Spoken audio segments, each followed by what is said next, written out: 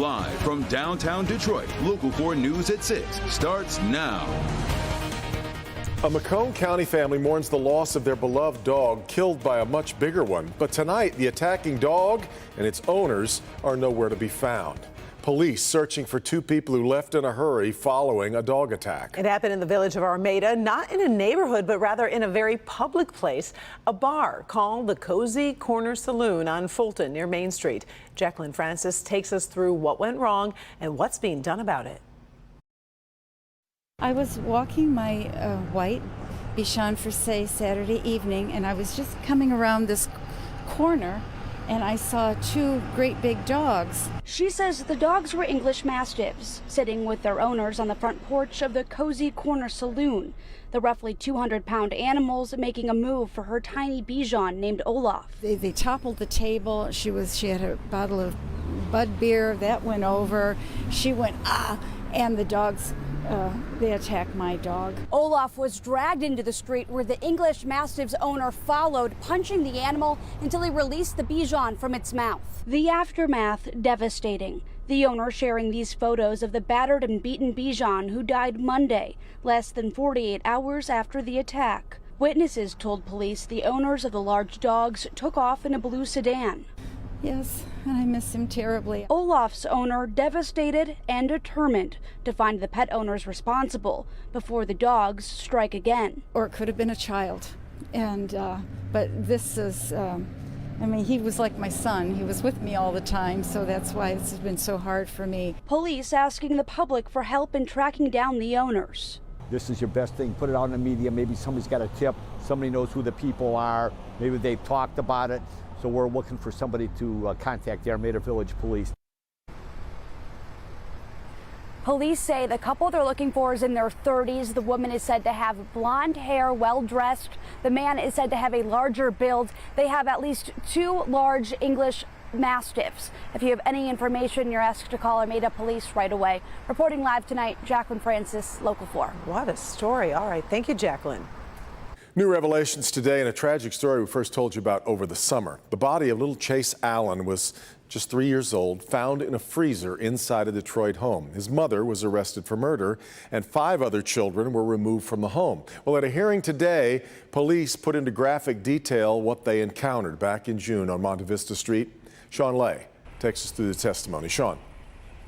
Devin, this exam just wrapped up inside Judge Kenneth King's 36th District Courtroom. It was extremely hard to listen to these details. Some we can share with you. Little Chase Allen, 3 years old, had his remains, had a skull fracture. It was believed that he was malnourished. Police got there to check on him, and the officer said, "Mom," immediately blurted out, "I confess."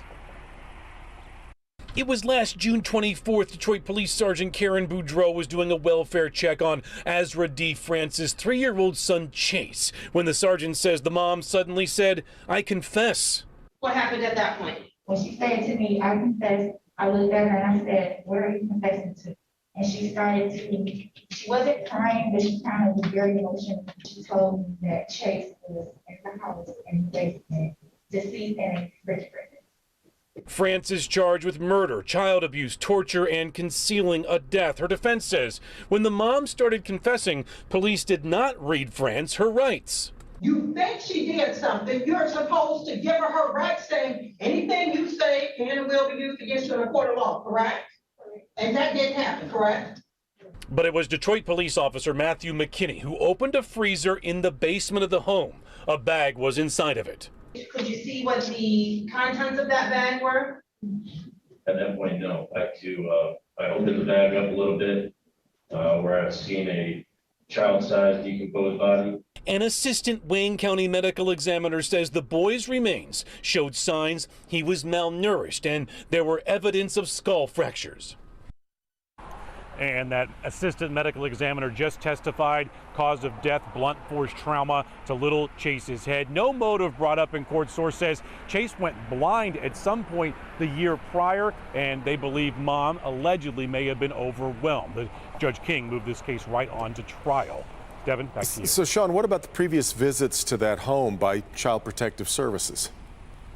We are told CPS removed Chase from the home, Devin, brought him back. We don't know under which circumstances, but they also asked police to do a welfare check on him, so they were concerned. But during that welfare check, that's when they discovered his remains. Oh, boy. All right, Sean. A high school hall monitor is charged with sexually assaulting students in Warren. Prosecutors say 22-year-old Jaron Johnson has several victims at Lincoln High School. One case involved inappropriate contact with a 14-year-old girl on school property. He's facing 8 counts of criminal sexual conduct. Van Dyke Public Schools says he was fired after the allegations surfaced, and the district is cooperating with the investigation. Breaking news now in the Big House tunnel attack. Michigan State University confirming it is suspending 4 more players in connection with the ugly incident following Saturday's game against the Wolverines in Ann Arbor. The newly suspended players, Jacoby Windman, Brandon Wright, Justin White, and Malcolm Jones. So that brings the total number of suspended Spartan players now to 8. In a statement, MSU says they are working with law enforcement and the Big Ten and will continue to take appropriate action. Well, some Highland Park churchgoers tonight are saying enough is enough. They have spent the last 3 months trying to ignore and then work around a dangerous mess looming next door.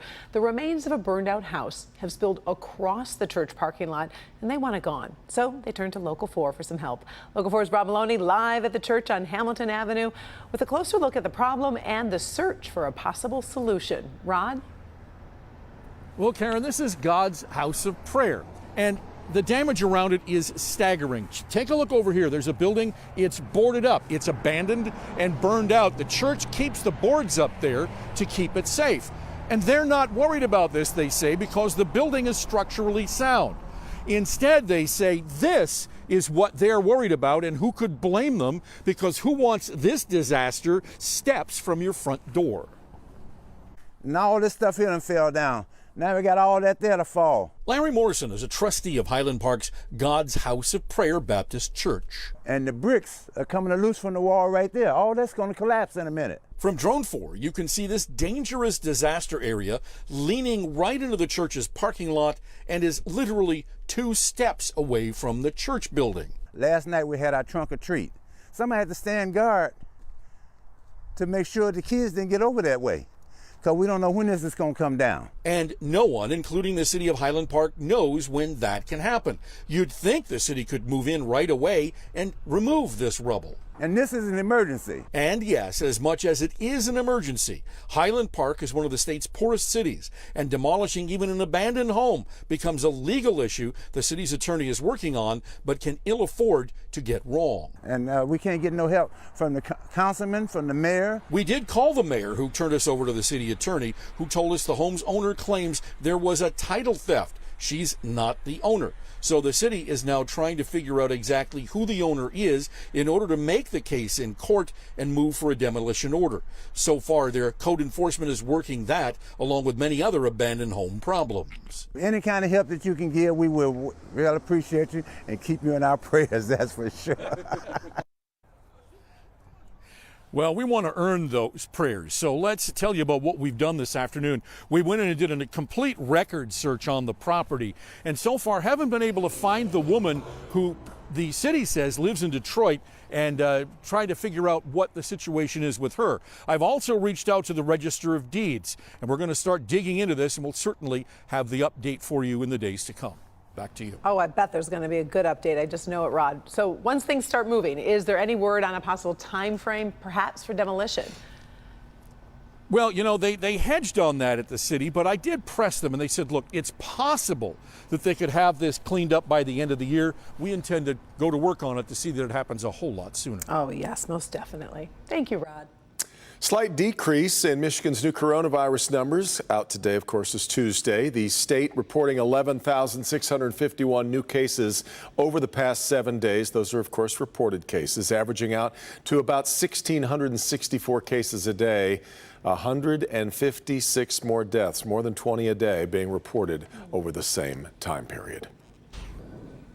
Well, just as Kim said, once we got Halloween off the books, look at that spectacular It looks scene. gorgeous. It should be for like a tourism photo, Kim. No, it almost doesn't look real, but it is. It's a gorgeous night, of course. We had the rain last night on Halloween. That was our 9th year of rain out of 11. So it's just what happens here in Michigan. But it is beautiful out tonight. 68 at City Airport. City Airport hit 70 this afternoon at 4 o'clock. 66 now at Metro Airport. So temperatures are starting to fall as the sun is just getting ready to set. But we are warmer than we were yesterday by about 5 degrees just about everywhere you go. Evening planner for tonight. It will be dry.